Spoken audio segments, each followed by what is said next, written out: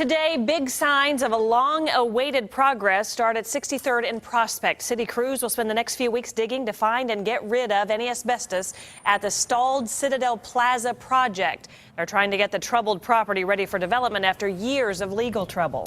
And Lindsay Shively did some digging of her own today, and not everyone is happy. So, Lindsay, one man says it could cost him his business.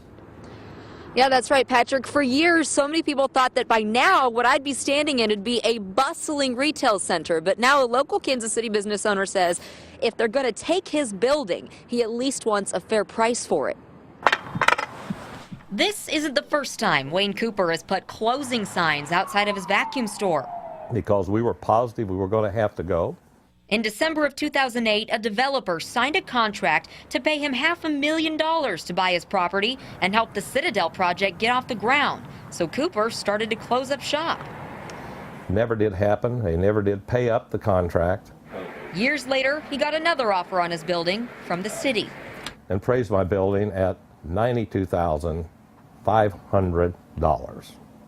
What do you think of that? I think it is absolutely a ripoff.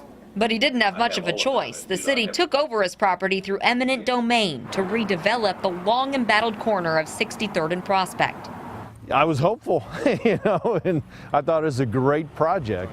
10 years ago, Rick Hurst was hunting for tenants for the promised Citadel Plaza before it fell through. But since then, his clients have found success just a few blocks away. I mean, this is a complete 180-degree turnaround. The renovated Penner Plaza is just a part of a small renaissance along 63rd Street. He says the development community is still hopeful 63rd and Prospect could be saved. I think cautiously optimistic. Now the city says they need Cooper's property to keep cleaning up the development. The final value of his building was raised to $135,000. They call it a fair price and say Cooper has the right to appeal. This is the most ridiculous thing, and I wouldn't want anybody else to ever have to go through it. A right Cooper plans to exercise. See these piles of freshly dug earth out here, proof of what crews started today, and they will continue over the next few weeks cleaning and looking for that possible asbestos regardless of what is happening with Cooper's building. Cooper says he wants $400,000, much closer to the original $500,000 he was offered 5 years ago. We're live, Lindsay Shively, 41 Action News.